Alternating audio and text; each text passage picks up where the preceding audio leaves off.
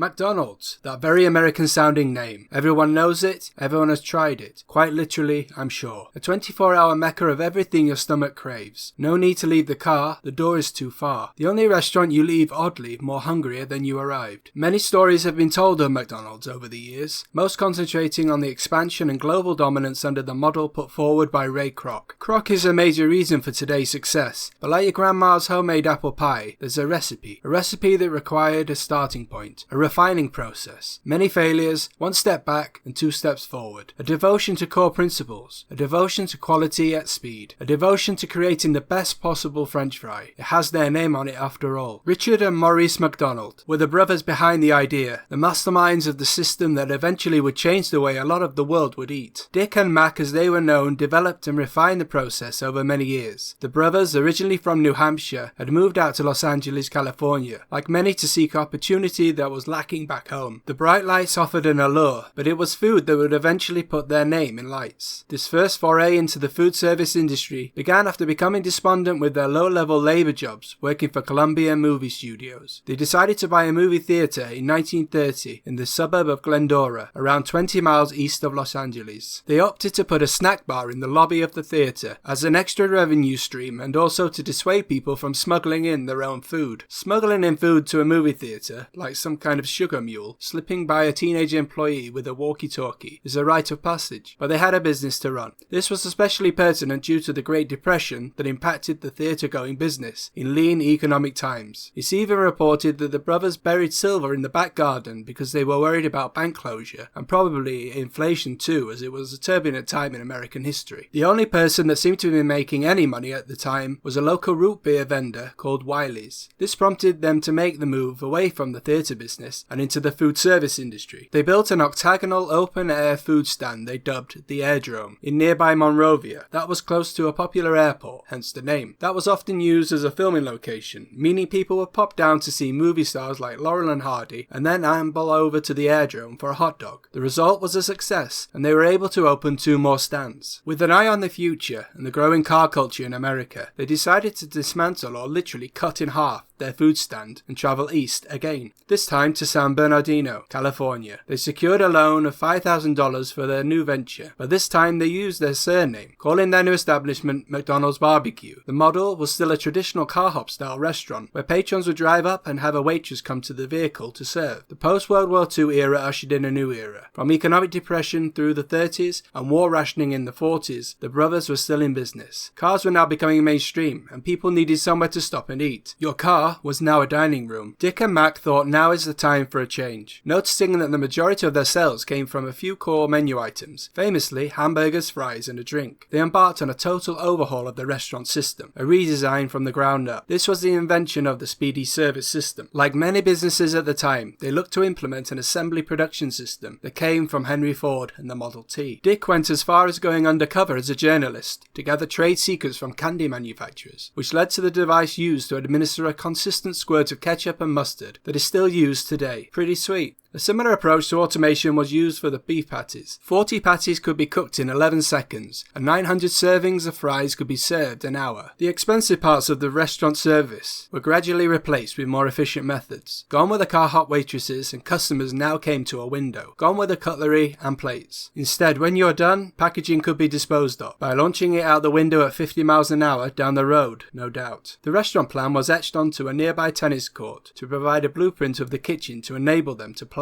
and refine the system. McDoubles must have crossed their mind at some point. McDonald's Hamburgers was in business. The speedy service system aimed to get your order in only 20 seconds. That was fast. What's more, the saving made from making the system more efficient meant the cost was low. Surely a winner. Well, not at first. In fact, like many new things, people were not on board, and it took months before people started to come around to the idea. But when they did, it was a roaring success. The brothers looked at franchising, but without real success. This model was more the selling of a successful blueprint that restaurant owners could purchase as opposed to the modern franchise model that we know today. Dick and Mac were not really interested in large-scale expansion, which is why selling a blueprint formula seemed more appealing to them. Besides hamburgers and french fries, milkshakes also got the speedy McDonald's touch. They used multi-mixers, a blender that could make 5 milkshakes at a time, and ordered 8 of them. In steps Carnation, a supplier of dairy products that, according to the book Ray and Joan by Lisa Napoli, was eager to swoop McDonald's and its winning formula into its corporate fold. The idea was a way to sell more ice cream and take the company nationwide. But as before, Dick and Mac were not really interested and saw it as a lot of hassle. Now in steps Ray Kroc, the multi-mixer salesman, whom had visited the restaurant to see for himself what all the fuss was and why you would need to make 40 milkshakes at a time. Ray Kroc persevered with convincing the brothers to allow him to franchise McDonald's. When they finally agreed a deal, Kroc almost bit the hand off and began aggressively expanding McDonald's first nationally and then internationally. And it's the reason you're probably watching this on your phone, sat in a car in a McDonald's car park, eating french fries. Kroc proved to be cold-blooded and eventually forced the McDonald's brothers out, buying their share for $2.7 million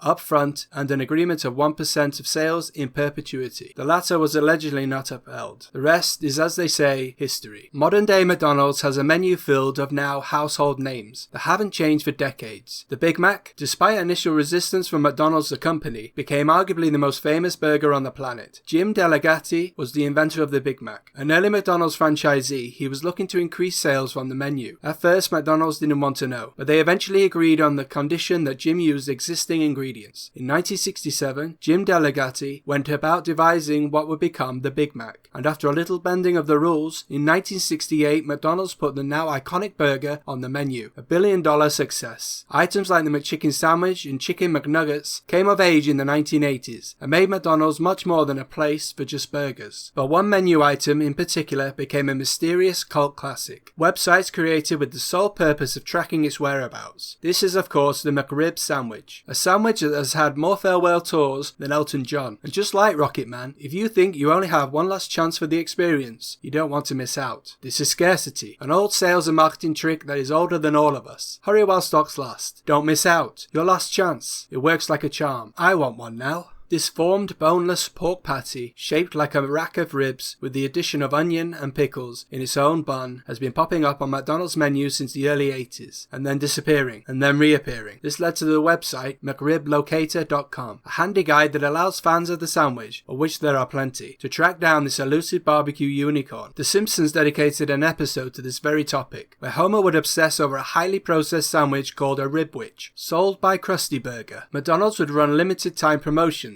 at different locations throughout the country. At a time when hunting your own dinner has been made redundant and tracking animal footprints made unnecessary, you can now visit a website where people report where the McRib was last spotted. With this knowledge, you are then able to locate a participating restaurant on good authority and approach quietly, with caution, and of course, downwind. Is the scarcity of the McRib planned, or is there another reason? McDonald's doesn't admit to this, of course. There are alternative and somewhat plausible theories as to why a sandwich that generates so much self-marketing makes only temporary appearances. These include costs of the raw product may make the sandwich less viable when the price is high, supply chain issues involving pork products, and one of the most successful corporations in history probably knows exactly what it is doing. The sale of pork products tends to have more regional success, and if you can't cope with all the uncertainty, you could visit Germany, where the McRib is more of a permanent fixture. McDonald's has been remarkably successful at adapting to international tastes, while maintaining a very similar operational format. How do they compare? In addition to pork-loving Germans not needing to hunt down a McRib, which is a standard menu item, in Japan you'll find a teriyaki burger called the Teriyaki McBurger. In the Philippines you can grab a chicken McDo with spaghetti, and in many countries in Europe you can buy beer, McBeer of course. Other religious and cultural differences in the menu can be seen in places like Israel, where burgers do not come with cheese, for kosher reasons, and if you're in India you'll notice the complete absence of beef from the entire menu, to fit with Indian culture. Often the traditional beef products that you'd find elsewhere have been replaced with chicken or veg options. The mighty chicken Maharaja Mac is very similar to the Big Mac, but instead of 2 beef patties, the Indian version comes with chicken. Dick and Mac in the early days were extremely focused on creating the right processes. This was especially true for their French fries. McDonald's fries have likely been a key differentiator in the fast food market. This started with Mac and his obsession with getting the spuds right, using chemistry, different recipes, and a lot of trial and error. Mac refined a process of taking Idaho russet potatoes potatoes, air drying them in the Southern California desert air to break down the starchy sugars. This resulted in a crisp and fluffy French fry. In modern production, McDonald's still uses the same potatoes from Idaho in many cases, but are not drying them in the hot, dry desert air like Mac did in the beginning. Potatoes are processed in factories now. You don't need to wear sunscreen in a factory. Each potato is prepped, cleaned and sorted before being fired in a water cannon through a mesh at high speed to form the fries. The fries are then flash boiled to aid the cooking process. Then dried, Mac was right. Then fried at just over 200 degrees Celsius or 400 degrees Fahrenheit. The fries also have a coating applied like dextrose, which is a form of natural sugar for flavor and color. Once they've been cooked, they are quickly frozen, packaged and sent to restaurants. In the restaurant, they are cooked from frozen, usually about 6 portions in a basket at about 175 degrees Celsius or 350 degrees Fahrenheit for around 3.5 minutes in a vegetable oil. Served with about half a gram of salt per medium portion. Bob's your uncle. Ray Kroc once said something along the lines of, "I don't know what people will be eating in the future, but I know McDonald's will be selling it." He also said that McDonald's was not in the hamburger business, but the people business. McDonald's does bring people together. Whether you're in Japan eating a teriyaki McBurger or biting into a Maharaja Mac in India, running around a McDonald's restaurant in Europe with your pants on your head after a few McBeers, or hanging French fries from your washing line in Southern California, remember Dick and Mac McDonald. Also remember, the way to sell anything is to smother it in barbecue sauce and then tell people they can't have it. Then tell them they can, for a limited time. All things McDonald's. Let me know. Thanks for watching.